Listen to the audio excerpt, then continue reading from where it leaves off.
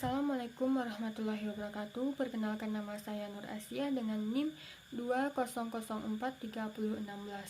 Nah, di sini saya akan menjelaskan materi tentang UMKM dari mata kuliah Hukum Bisnis dan Regulasi.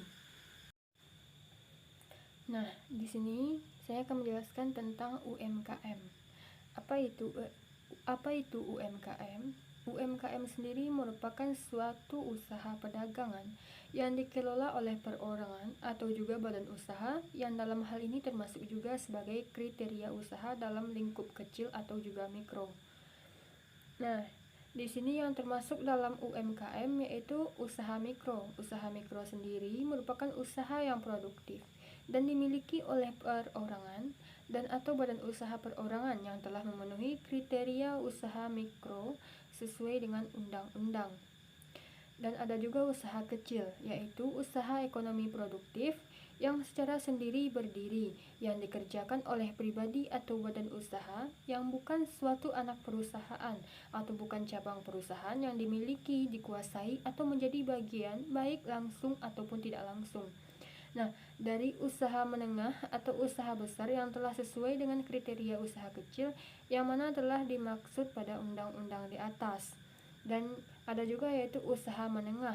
Usaha menengah merupakan usaha ekonomi yang produktif dan berdiri sendiri yang dijalankan oleh perseorangan atau badan usaha yang bukan merupakan anak perusahaan atau cabang perusahaan yang dimiliki, dikuasai, atau menjadi bagian baik langsung ataupun tidak langsung dengan usaha kecil atau usaha besar dengan jumlah kekayaan bersih atau hasil penjualan tahunan seperti yang telah diatur dalam undang-undang. Nah, di sini juga ada jenis-jenis dari UMKM, yaitu usaha kuliner. Usaha kuliner ini merupakan salah satu bisnis UMKM yang paling banyak diminati, yaitu usaha kuliner dengan bermodal inovasi dan bidang makanan. Dalam bidang makanan dan modal yang tidak terlalu besar, bisnis ini terbilang cukup menjanjikan mengingat setiap hari semua orang membutuhkan makanan. Dan ada juga yaitu usaha fashion. UMKM di bidang fashion ini juga sedang diminati. Setiap tahun, mode tren fashion baru selalu hadir yang tentunya meningkatkan pendapatan pelaku bisnis fashion. Dan ada juga usaha agribisnis. Usaha agribisnis di bidang pertanian tidak harus bermodalkan tanah yang luas karena bisa memanfaatkan perkarangan rumah yang disulap menjadi lahan agrobisnis yang menguntungkan. Dan ada juga usaha elektronik, yaitu contohnya seperti UMKM di bidang elektronik, yaitu menjual materi elektronik. Dan ada juga yaitu usaha furnitur, contohnya yaitu menjual perlengkapan dapur dan lukisan ataupun yang lainnya. Dan ada juga di bidang jasa, contohnya yaitu seperti servis sepeda motor, servis laptop atau handphone, servis mesin cuci, dan lain-lainnya juga. Nah, di sini juga ada persoalan hukum bisnis atau masalah hukum bisnis. Nah, salah satunya yaitu permodalan, di mana banyak dari pelaku UMKM yang yakin bahwa perusahaannya akan tumbuh dan dapat memperluas pemasaran, namun terkendala dari sisi modal yang terbatas. Nah, di sini permodalan yaitu merupakan salah satu faktor utama dalam perbisnisan, di mana modal merupakan langkah awal dalam kita menanamkan bisnis. Dan yang kedua juga ada distribusi barang dan pemasaran kurang tepat. Salah satu permasalahan UMKM yang sering dihadapi oleh usaha kecil adalah distribusi dan pemasarannya yang sangat kurang tepat. Untuk mengatasi hal ini, maka kita harus belajar tentang metode pemasaran yang tepat sasaran.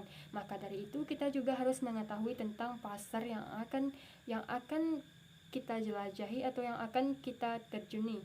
Nah, di sini juga ada yang ketiga yaitu mendapatkan atau mempertahankan pelanggan.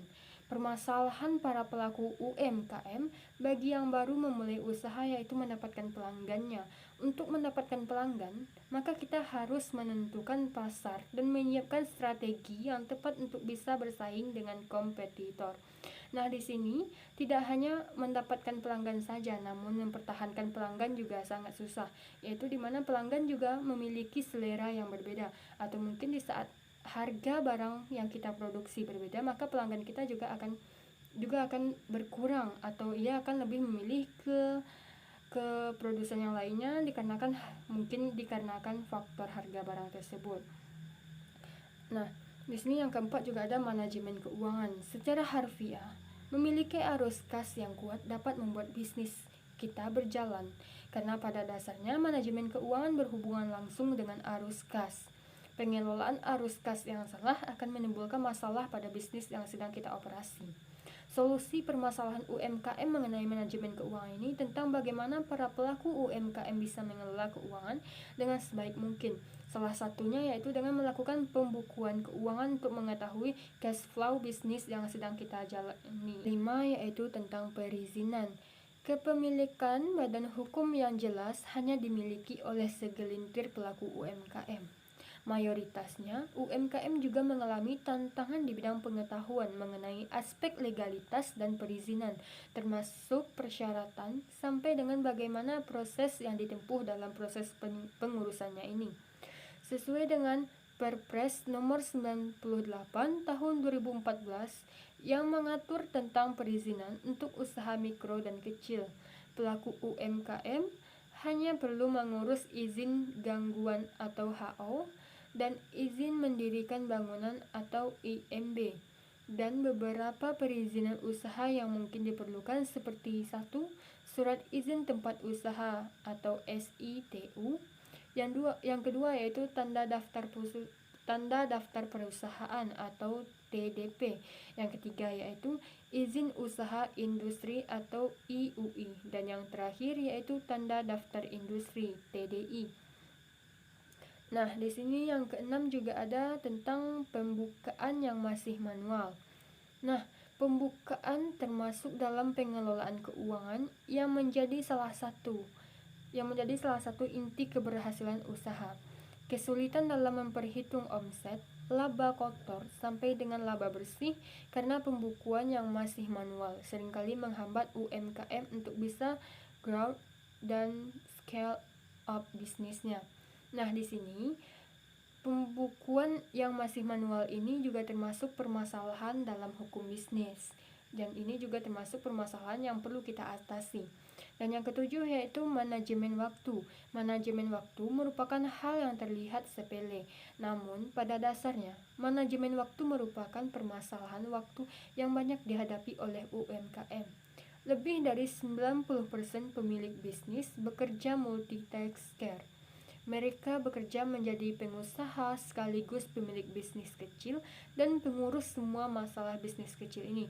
Maka sangat dibutuhkan manajemen waktu ini. Walaupun manajemen waktu terlihat sangat sepele, namun pada dasarnya manajemen waktu sangat diperlukan dalam usaha bisnis kita.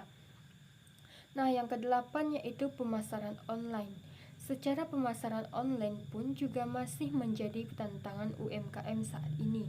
Kurangnya pengetahuan sampai dengan adaptasi terhadap internet dan perkembangan teknologi yang dialami pelaku UMKM yang mayoritas didominasi oleh generasi X. Nah, dalam pemasaran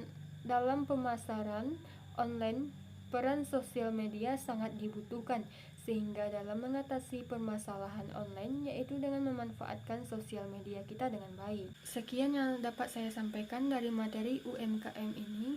Jika ada kata-kata saya yang salah, mohon dimaafkan. Wassalamualaikum warahmatullahi wabarakatuh.